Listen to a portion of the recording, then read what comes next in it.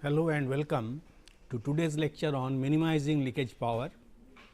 In the last lecture, we have started our discussion on how leakage power can be minimized, and we have discussed some of the techniques by which you can minimize standby leakage power, such as transistor stacking, variable threshold voltage CMOS known as VT CMOS, and then multi threshold voltage CMOS, MT CMOS. This MT CMOS approach has now become very matured, and nowadays it is also called power gating. Today I shall discuss about this approach in detail, and in my next lecture we shall continue with other techniques for leakage power minimization. So, here is the agenda of today's lecture. After giving brief introduction about power gating, I shall discuss about clock gating versus power gating, and then various issues related to power gating, such as granularity levels, topologies, impact of power gating on different class of subsystems, then switching fabric design, isolation strategy, retention strategy, and then I shall end my lecture with power gating controller. I have already discussed how the multiple threshold voltage transistor, transistors of multiple threshold voltages are used to minimize leakage power. We have seen we can add two slip transistors.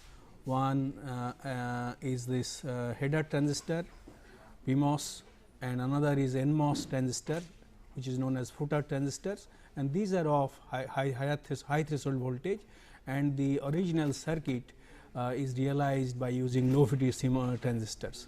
So, this is how it is being done. This is also known as MT CMOS power gating. Why is it called power gating? As you can see, essentially what we are doing, we are getting the supply voltage with the help of these high threshold voltage transistors. Normally, we do we do gating to stop clock, known as clock gating,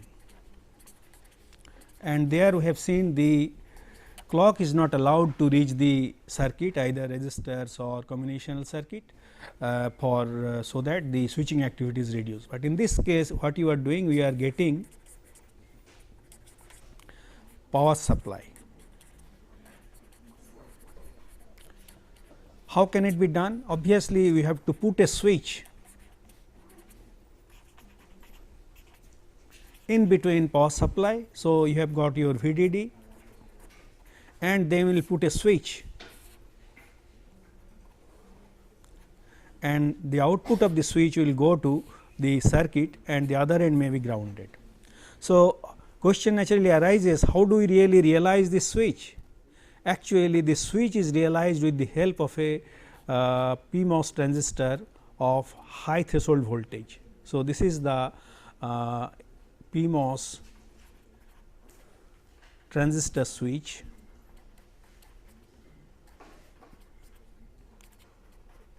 that is used in series with this circuit. So, switch is realized with the help of a PMOS transistors. That is exactly what is being done here. You may be asking, why do we put a high VT PMOS transistors? The reason for that is, as we know, our main intention is to reduce leakage power.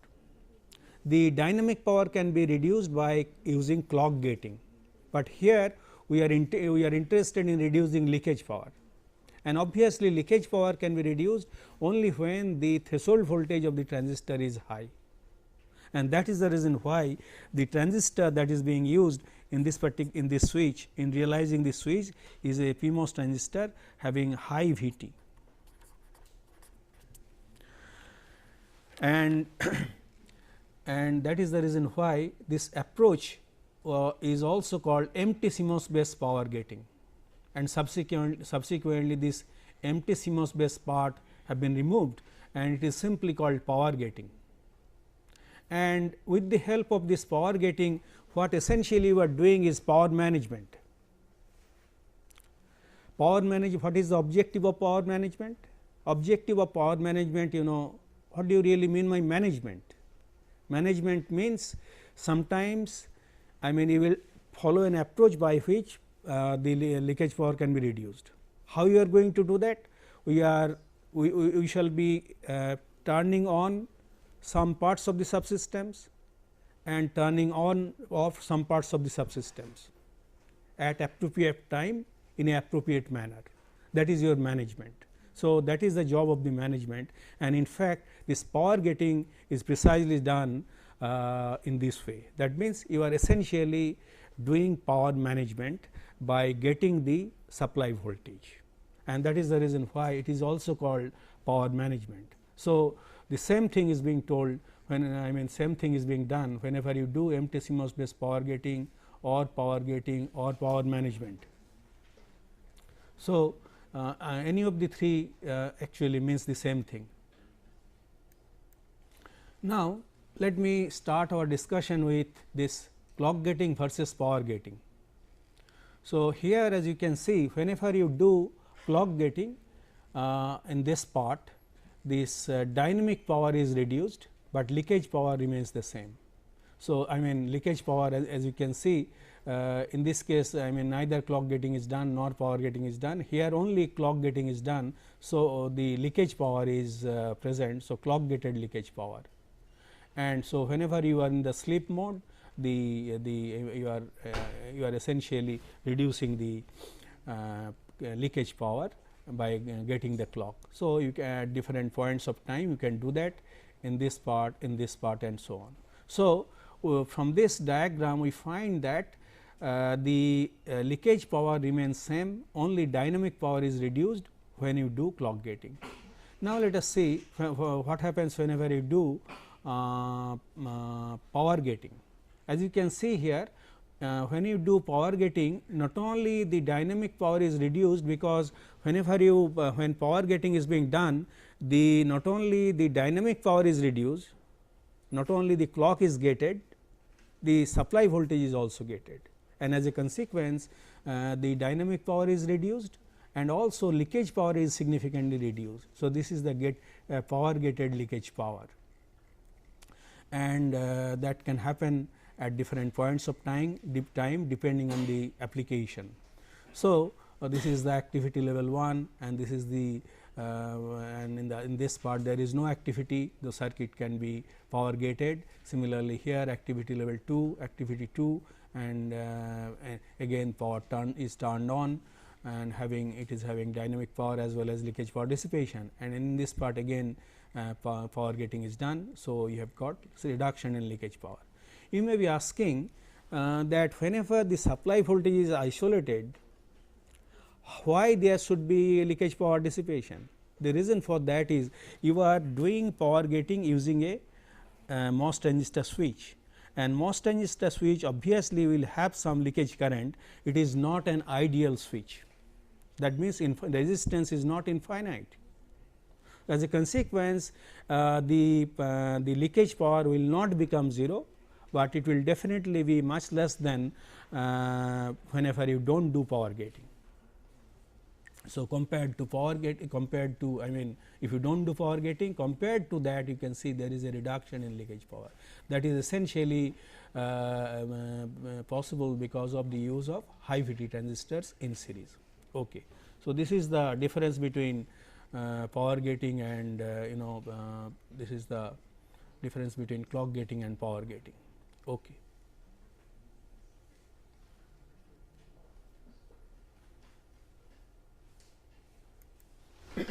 Now, let us come to little bit about the power gating strategy.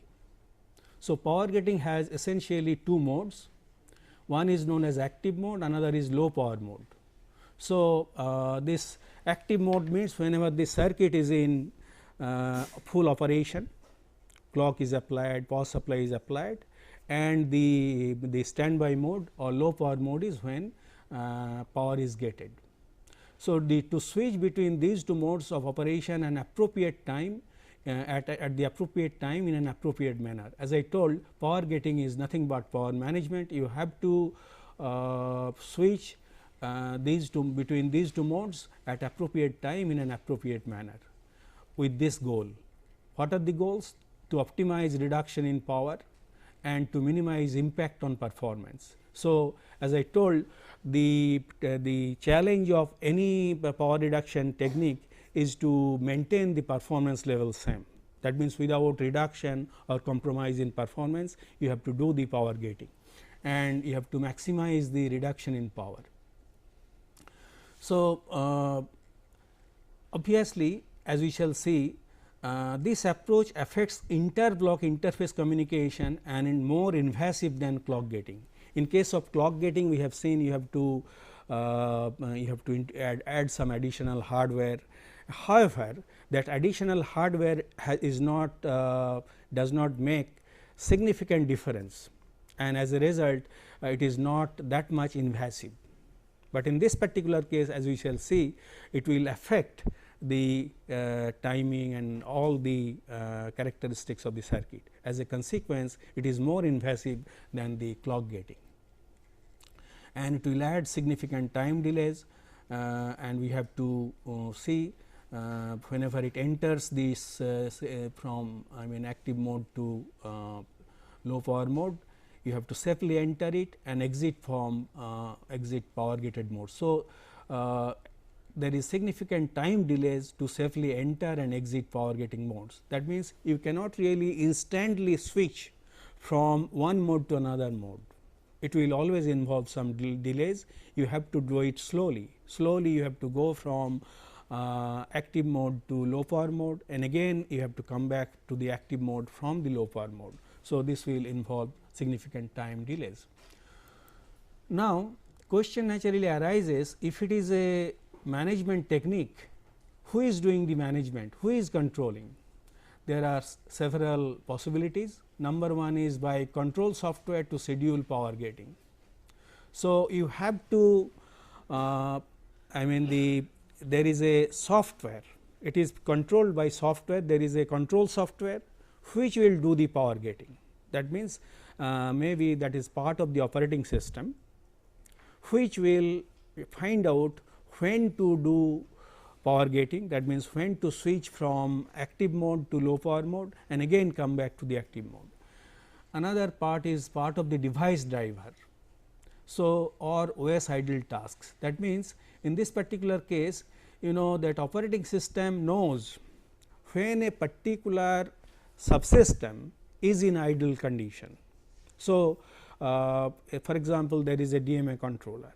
So, the operating system knows when DMA mode of data transfer has to be performed. So, then the device driver of that particular subsystem can be put to low power mode when it is not in use. So, the idle situations can be found out.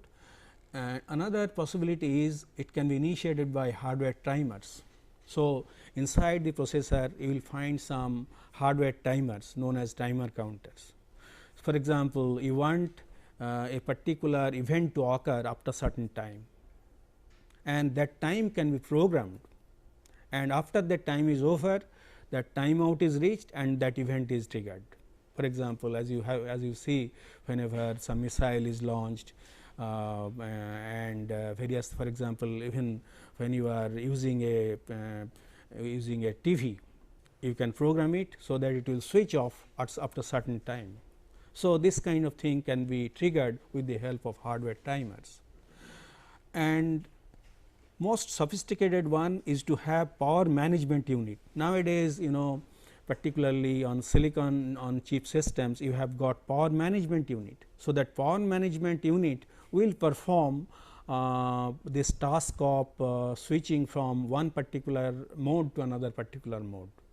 And so, this control is done in many ways, and obviously, from application to application it will vary. Then whenever you do power gating, there are several trade-offs. The trade-offs are how much leakage power saving you can do by doing power gating, and the entry and exit time. As I told, the entry to the power gated mode will take some finite time. So, you have to there is a trade-off how quickly it can be done and how much power saving can be achieved. Then the energy dissipated in entering and leaving. Later on we shall see whenever you enter a power getting mode, there is some overhead. So, energy dissipated in entering and leaving such leakage power modes, that you have to, there is a trade off of that. That means, by not doing power gating, whatever power dissipation is there, that should be larger than energy dissipated in entering and leaving such such leakage saving mode. Then it will again be, there is a trade off between the activity profile. Based on the activity profile, you have to judge whether you will be doing power gating or not. But as we have already seen, it is essentially controlled by two entities, two events. Number one is sleep event, which initiates entry into the power gated mode, and another is wake event, which initiates return to the active mode. So, these two events will trigger or will switch from one mode to the another mode. And as I have told there are a number of power gating issues, such as granularity levels and so on. I shall discuss them one after the other. First, let us focus on granularity levels. The granularity levels can be essentially of three types. First one is fine grained. So, switch is placed locally inside each standard cell, and the switch must be designed to supply worst case current, so that it does not impact performance. That means, suppose you have got a standard cell. Standard cell can be a 2 input NAND gate or a 3 input NAND gate. So, for each of them you can have a power gating circuit, and obviously, in this case you have to, whenever you use power gating circuit, it will have some area overhead, and this area overhead of each cell is quite significant. It can be 2 times to 4 times, and you have to design the switch. Particularly, you have to, since you are inserting some transistors in series, PMOS transistors in series or NMOS transistors in series, you have to choose the width and length in such a way that it can supply worst case current, because larger the width, it will be able to supply more current, but it will occupy larger area.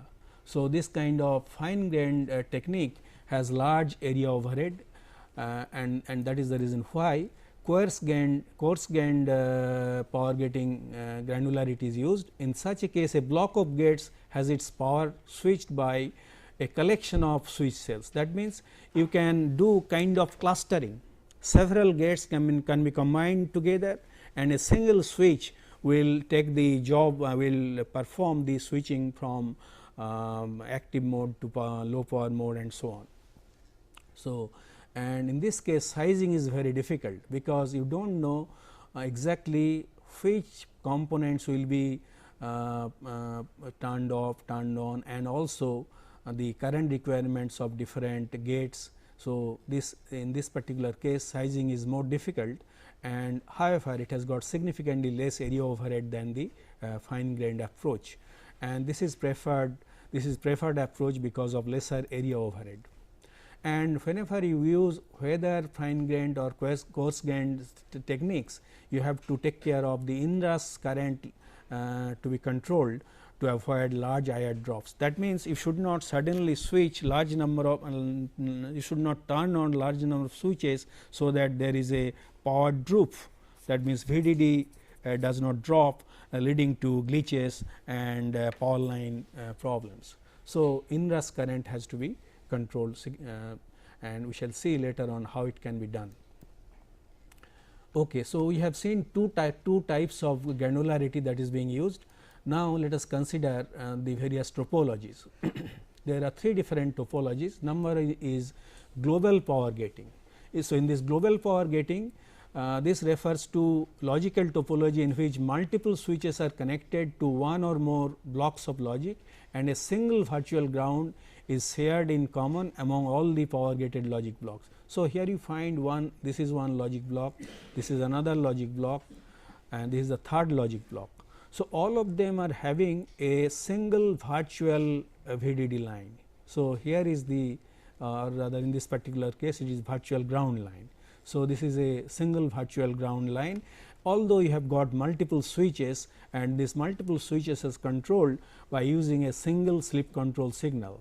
So, this topology is effective for large blocks in which all the logic is power gated, but is less effective for physical design reasons when logic blocks are small. So, this particular approach is effective when you are using large blocks, and particularly we have seen this can be used when you are using coarse grained technique. So, these granularity and topology are kind of interrelated. So, this particular technique does not apply when there are many different power gated blocks, each controlled by different sleep enabled signals. That means, whenever you have got a large number of blocks which are controlled by a single control signal, only then you can use this kind of topology. Coming to the second technique, which is known as local power gating.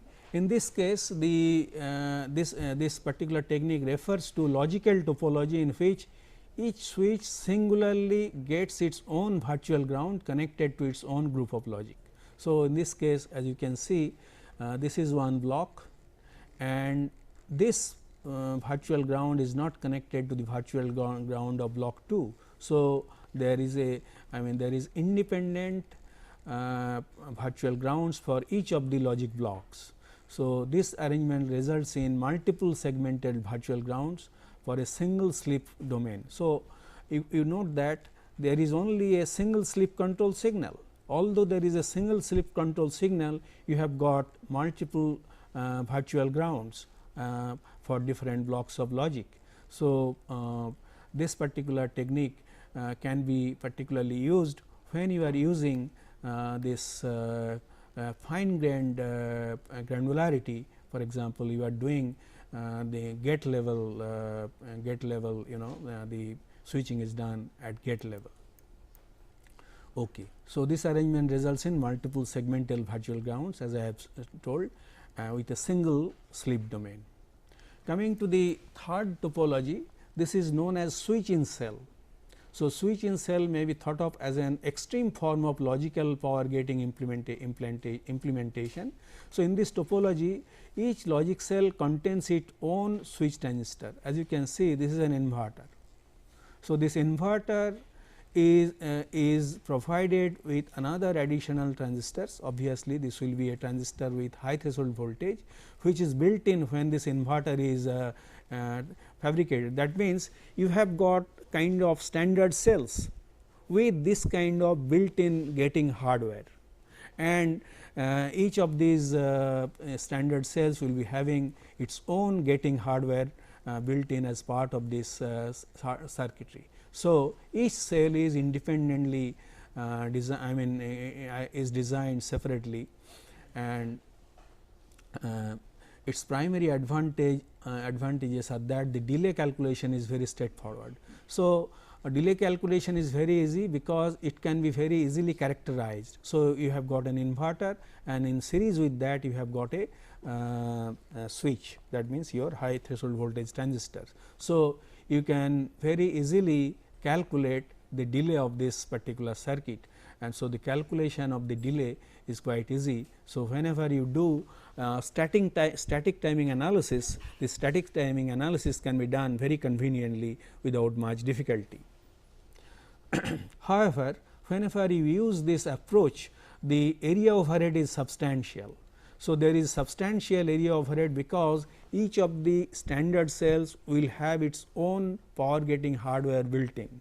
So, as a consequence, there is no sharing of power gating hardware is taking place. As a consequence, it will have large area overhead. However, timing analysis is very easy and it is easier to implement. Okay. So, this is so much so about the topologies. Now, let us consider impact of power gating for different subsystem. Let us consider a scenario where you have got a cached CPU. That means, you have got a central processing unit with cache memory. As you know, normally your program is residing in the main memory, which is usually outside the processor CPU. Now, you have got a CPU with on chip cache memory.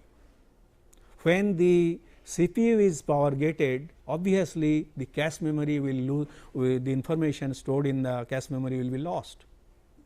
So, whenever you do wake up time response to an interrupt system has system level implications, because you have to do it will lead to cache misses, and you have to transfer from the main memory to the cache memory, and reloading of cache contents every time may have large time and energy cost. That means, whenever you have got a cache CPU, as you go from active mode to low power mode, that means you do power gating of the CPU, the information will be lost, and then whenever you do the wake up, you have to transfer, or in other words, if you do not transfer, there will be cache misses, and those cache misses will lead to large overhead. And so, there is a trade off between energy saving due to power gating versus energy lost in reloading state, reloading the state of the processor. I mean, that is the which is being stored in these in those cache memories. So, this is one type of environment or one type of scenario. Second is peripheral subsystem. So, peripheral subsystem may have much I mean, in this particular case, energy profile is much well defined than a CPU. Why it is much more well defined? The reason for that is, here you know that a particular peripheral, can be a programmable I/O like DMA controller, interrupt controller, or some other programmable I/O, parallel programmable I/O, which are used in microprocessors and microcomputer based systems. Those peripheral subsystems have got much well defined energy profile, and in this case you need it needs for higher, I mean need for device driver to explicitly load store key state. You will notice that these programmable I/O devices, may be a DMA controller or an interrupt controller or whatever it may be, will have some resistors which are part of those peripherals or subsystems. Those resistors are to be initialized whenever you make them active. Say this is a DMA controller. So, DMA controller will have some resistors which will hold the size of data to be transferred between memory and the I/O, and also the from which location to which location, I mean which memory location to which memory location data transfer has to be done. Those are loaded in these resistors. That means, and you will require device driver to explicitly load and store key state. That means, whenever you are going from active state to low power state, that means you are putting a DMA controller or an interrupt controller or some other peripheral subsystem to a low power state. Those register contents, if they are having some values, they have to be saved in the registers of the processor, and then as they wake up, you have to transfer those register contents. Question is, who will do that? So, there is a device driver software which has to do that. So, the device driver has to explicitly load and store those key states which are present in these registers. So, the internal arrangement to store state within the additional hardware. So, there is another alternative inside the peripheral subsystem.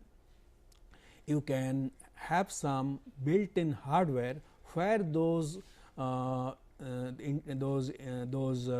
state values, those state conditions, that means content of those registers can be stored. Later on I shall come back to this particular topic, and how we shall see how inside the subsystems you can have built in memory, built in register values where you can store these things. So, there are two alternatives, either you do it with the help of a device driver, or there is some additional hardware as part of those hardware, that means your those device drivers, that means programmable I/O chips. Third situation is multiprocessor systems. So, this multiprocessor system is becoming very popular in the present day context. You can have multiple processors, either they may not be on same chip, that means two separate chips. Two CPUs can be on a single motherboard, or another or more than 2 processors can be on a single motherboard. That is one possibility. Another possibility is that nowadays you can have multiple processors on a single chip, known as cores. Multi-core processors are becoming increasingly popular, 2 core, 4 core and so core. Whatever it may be, it is assumed that a processor is powered down only when it has completed a task and waited for another task to be assigned. So, in a multi-core architecture, there is an operating system which will do the task scheduling, and if you want to save power, what can be done? The task scheduler I mean schedules tasks to a particular processor, and when that task is complete, it can be that particular core or processor can be switched off. That means, you can put it to low power mode. So, power getting of individual CPUs gives very good leakage power reduction. So, in this particular case, depending on the application, your the computation requirement may be different, and whenever it is done with the help of this task scheduler, then a particular task is over. That means, cache is empty when the CPU is awakened clean and reset ready. That means, a particular processor was put to low power condition when it had completed its tasks. So, when it is waken up, the cache is empty, and obviously, there is no need for no need for loading its own status. Automatically, it will load the contents of cache memory as a new task is scheduled to it. So, the number of cores to be power gated and active can be optimized for varying workload conditions. So, the task scheduler can identify by monitoring the workload condition when one or more cores can be put to low power mode, and when they have to waken up depending on the workload condition. So, these are the 3 scenarios I have discussed, and their impact on power gating I have mentioned. Now, coming to switching fabric design, you have 3 alternatives. You can have header switch as it is shown here. That means, you will have a PMOS slip transistor, or you can have a footer switch, which is a NMOS transistors. Obviously, both these switches will have high threshold voltages, or you can have both. So, originally that empty CMOS approach that was proposed by Mutho et al., they proposed both the switches to be present, header switch as well as footer switch. So, there are many authors, some of them claim that both the switches are necessary, and most of them claim that one is sufficient. So, I mean, whenever you use both the switches, two such high VT power switches in series with the gate causes a more significant IR drop in the supply as seen by the gates. That means, when you have got two switches, quite large amount, I mean significant amount of power drop take place, particularly when the supply voltage is getting gradually reduced, and it is now in the range of 1 volt. So, detailed transistor structures are structuring has to be done, and these are highly technology specific. So, this drop, when this IR drop causes increased delays for the gates in the design. So, the switching fabric design is very complex, and you have to do it properly, so that you get the benefit of leakage power reduction technique. So, with the header switch, the internal loads and the outputs of a power gated block collapse down towards ground when switched off. So, whenever you are using a header switch, that means this switch is turned off, and that means what will happen in that case, this particular line, this particular point, that virtual ground will I mean will be very close to the ground voltage. That means, the outputs of the power gated blocks collapse down towards ground when switched off. That means, when it is switched off, this voltage will become very close to the 0 volt, because this will be a virtual ground voltage. Similarly, when a footer switch, you are whenever you are using this is the header, sorry, whenever you are using a footer switch, in that particular case, this voltage will gradually move towards VDD.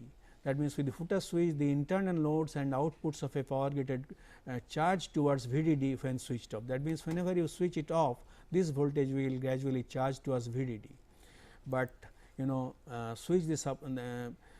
So, what has been found, as I told, switch the supply rail or ground rather than both. Usually, one of the two switches are used, and particularly header switch is more appropriate when externally controlled.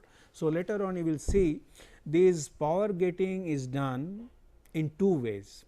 Switch can be external to the processor, external to the chip, or it can be inside the chip.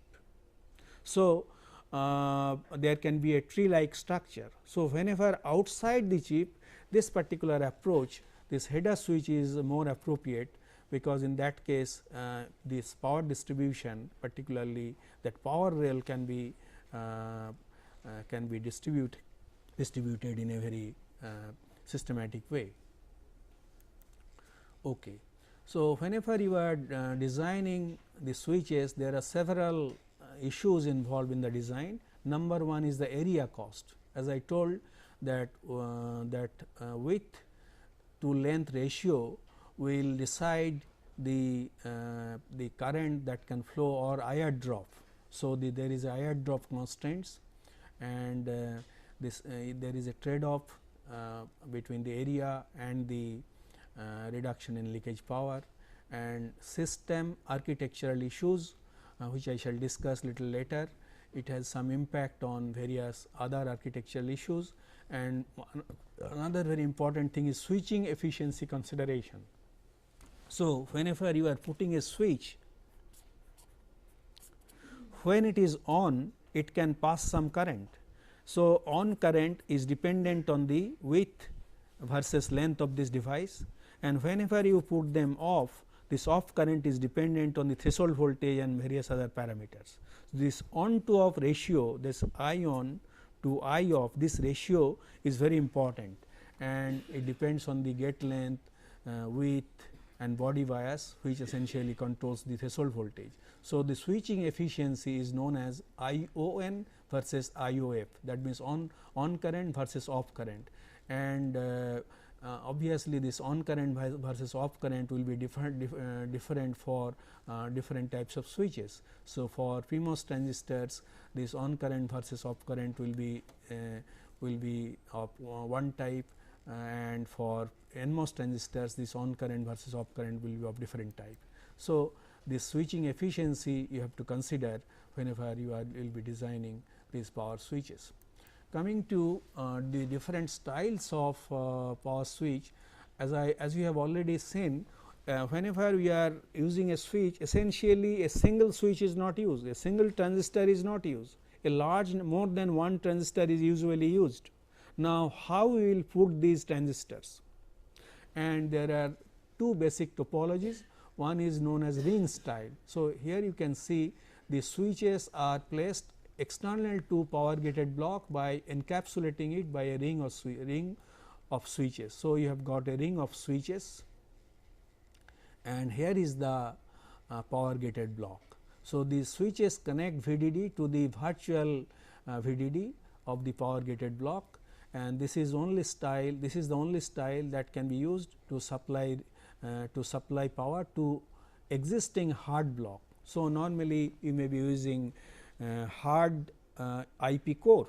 So, whenever you are using a hard IP core, maybe a CPU or some memory or some special purpose processor, whatever it may be, whenever you are using a hard IP core, in such a case this is the only technique that can be used, and it is suitable when retention resistors are used.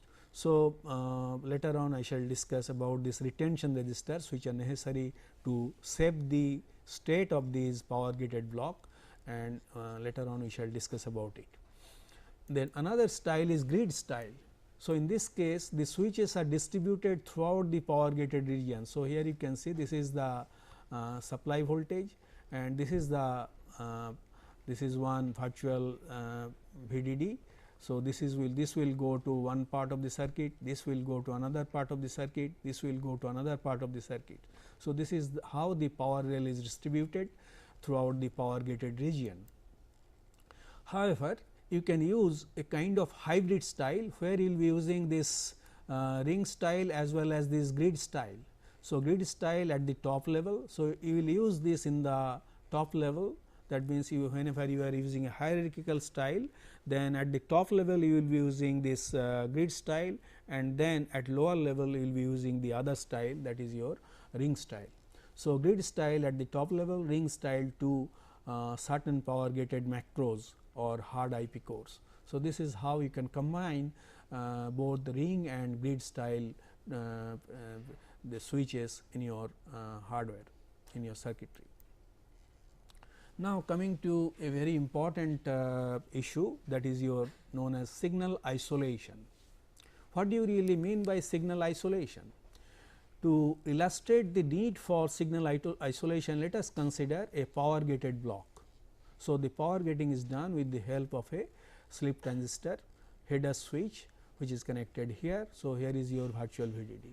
Now, as I mentioned, whenever you turn this switch off, this voltage is supposed to rise to VDD. Sorry, this voltage is supposed to go where to reach the ground level. So, in this particular case, it discharges through this path because of larger current of this power gated block. So, the outputs of power gated down blocks may result in power over current in the powered up blocks. So, what can happen? You cannot really guarantee that this voltage will be discharged to ground level, or whenever you are using a footer switch, this voltage will charge to VDD level. This you cannot guarantee, because it will depend on the relative value of the leakage current of this slip transistor and the leakage current of this power gated block, and also the L by W ratio and various other parameters that I have discussed. So, what can happen, this the output of a power gated block can have some intermediate value, and that intermediate value can lie in the range of that it may be greater than VTN, that is the threshold voltage of the NMOS transistor, and less than VDD by VTP, that is your VDD minus VTP, where VTP is the threshold voltage of the PMOS transistor. In such a case, what will happen? As you know, in such a case, this voltage will lead to what is known as short circuit current or Krover current. So, the input voltage here is such that this transistor as well as this transistor both are on. As a result, current will flow through this part of the circuit. I mean, short circuit current will flow, or Krover current is flow, that is another name of short circuit current that can flow through this part of the circuit. Question is, how can it be stopped? How can this short circuit current can be prevented? To prevent this, you have to use what is known as signal isolation. So, you have to isolate this power gated block with the power up block. You have two types of circuit present in a circuit in operation. Some part will be power gated, some part will be active. So, there is an interface between power gated block and a power up block. So, what you have to do, you can see here, you have got power gated block, and this is driving a non power gated block. So, if this voltage is not appropriate, if it is not 0 or VDD, then this will lead to short circuit power dissipation, as I have told. So, what you have to do? You have to add additional hardware, and this is known as isolation hardware. Why do you need it? Because as I told, there is no guarantee that the power gated blocks will fully charge or discharge. So, the output of a power gated block is clamped to low or high or to the most recent value to prevent Krover current in the powered up blocks. So, what can be done? You will add some additional hardware in between this power gated block and non power gated block, and what will be the output? Either this will be clamped to low level or to high level or to the most recent value. So, whenever you have to output the most recent value, obviously you will require some kind of memory as part of this hardware, isolation hardware.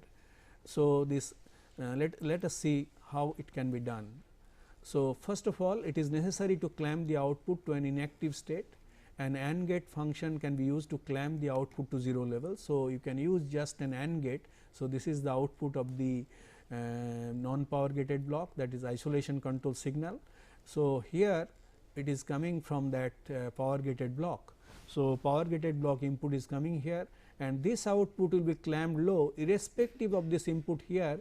If this input is 0, this output will be 0. That means, when this particular this signal, I mean this signal is low, that means you have done power gating, then what will happen, this output will be this will be clamped to low level.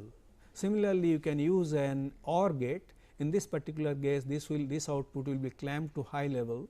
That means, irrespective of the inputs at this input, whenever this is 1, this will be clamped to high level, and as a consequence that uncertainty will not arise here. An alternative approach is to use pull up and pull down transistors. So, instead of gates, so you know that gates will be having some delays. So, if you want to avoid these delays, you can use simpler hardware known as pull up and pull down transistor. So, here you can see this is the isolation signal and a transistor is there. So, this signal is used here to control this output. So, whenever it is high, this will be clamped down to low level. Similarly, in this particular case, whenever this is low, this signal is low, this will be clamped down to high level. So, you can use this type of simple clamping circuits instead of using gates when delay requirement is large. However, there are some strategies which are used to make the circuit foolproof.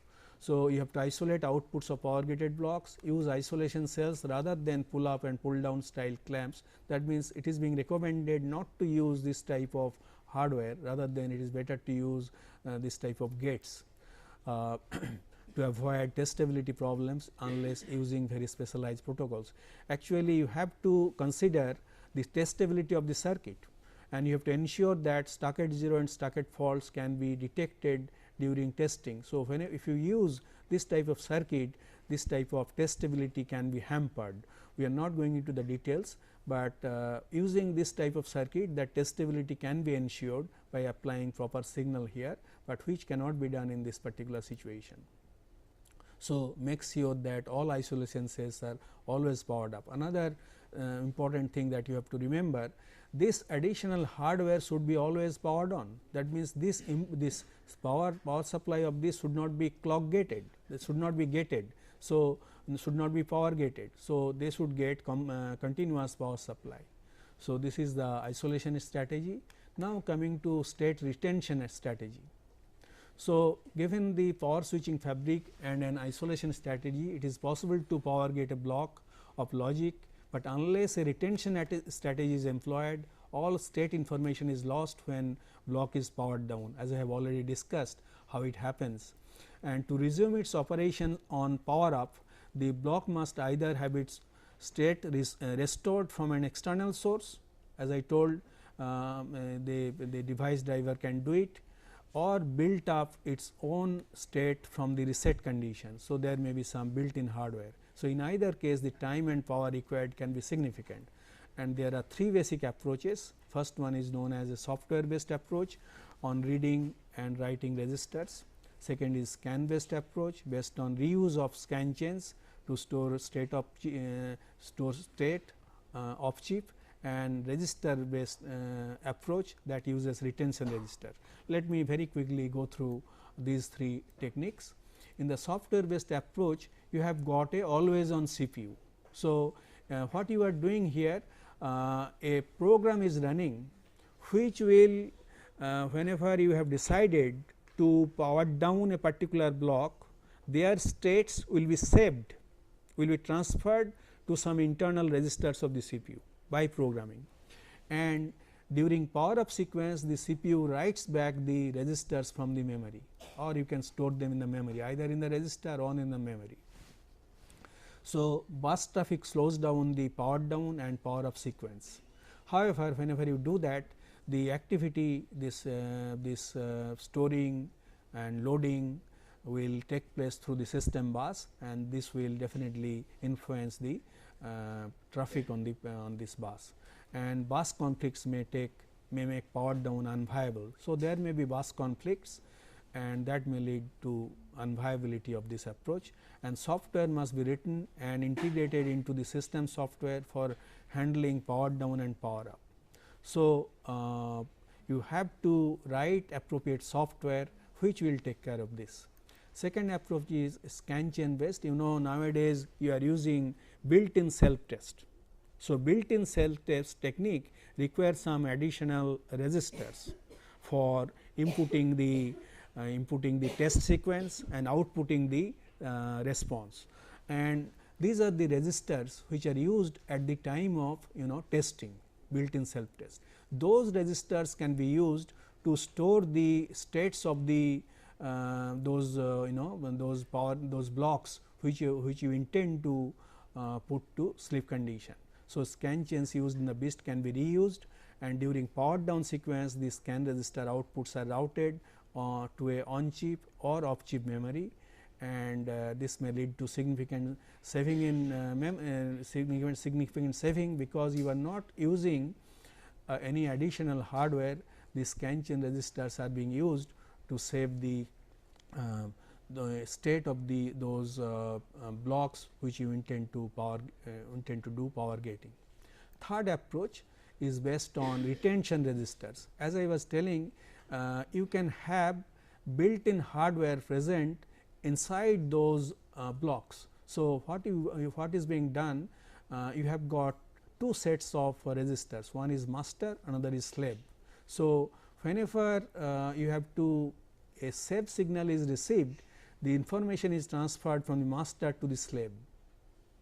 So, and whenever again when resto signal comes, the information is transferred back from the slave to the master. You may be asking, that means whenever you are in the power gated block, this part is switched off, not this part. That means that is the reason why you have two power inputs. So, this is the VDD switched gated. So, the master will receive this switched power, and on the other hand this slave registers will require non gated power, because they have to store the information.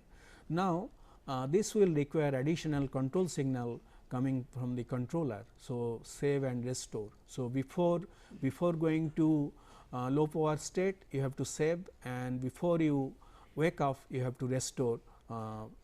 These signals are generated. However, you can use a single signal retain, that means when depending on whether it is 1 or 0, you can either retain or you can transfer to the master. You can do it this way, and these retention resistors are realized by using high threshold voltage transistors, and as a consequence the power dissipation in these resistors is quite small compared to the leakage power that takes place in these masters.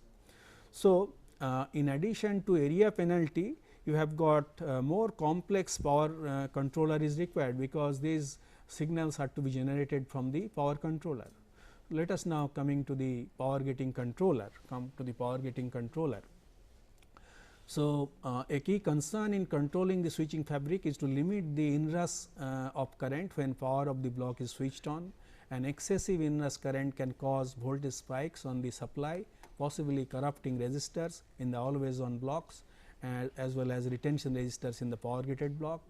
So, one representative approach is to daisy chain the control signal of the switches. The result of this daisy chaining is that it takes some time from assertion of power up signal until the block is powered up. So, a more aggressive approach to turning on the switching fabric is to use several power up control signal in sequence. So, regardless of the specific control method, during power up sequence it is important to wait until the switching fabric is completely powered up before enabling the power gating block to resume normal operation. So, this is the requirement of the power gating controller, and let us have a look at the activity profile whenever you do the power gating. As you can see, you are ramping down the supply and ramping up the supply. You are not abruptly changing the supply voltages, and this is the activity profile with realistic power gating. and the power getting controller, which is will generate the sequence. When power getting has to be done, you can see the signals are generated, control signals are generated in sequence. First you are doing isolation signal, then you are doing reset after it has been isolated, then you are doing power getting, that means the switches are turned off, and now during this period the circuit is in power gated condition. Similarly, you have to deassert in the reverse sequence, that means for the power switch is turned on, then you are doing the reset after it has stabilized, then you will isolate, deactivate the isolate signal and start the clocking. So, first thing you have to do is to stop clock, and you have to follow this sequence when you go to low power mode, and this is the sequence you have to follow when you come back and when you wake up, when the circuit wakes up. So, this can be done with retention also, only difference is that you will require two additional signals, as you can see, save and restore, rest of the thing is same. When you go to low power mode, you have to use this additional signal save before you reset the hardware, and similarly as you before you wake up, you have to restore the resistors after turning on the power, then you have to apply the deassert the signals in the reverse order, first the power of the hardware, then apply reset signal, then isolate the signal, then apply clock. So, this is you have to follow this sequence. Now, whenever you are using this approach, you are essentially that power management unit controller is interacting with the switches. The switches can have different delays and other thing depending on the realization, actual realization. So, they can have variable delays. So, to take care of variable delays, you can work in a kind of asynchronous mode, in which case there is a kind of handshaking, as you can see. After isolating, you will generate the reset signal, then the request is sent to the switching fabric to for power down. Obviously, the switching fabric will take some time to power down, it will do the it will switch it off, then send an acknowledgement signal. Similarly, as you request, whenever you have to turn the power on, you have to send a signal to the switching fabric, and switching fabric will take some time to turn on, and it will send a signal to other parts of the circuit. It will generate the reset signal, it will isolate, and then finally clock is turned on. So, you have to, it has got built in interlocks and synchronization to ensure safe wake up sequence. So, we have discussed the power gating technique in detail, the various issues involved in power gating we have discussed in detail. In the next lecture, we shall discuss other techniques for minimizing leakage power. Thank you.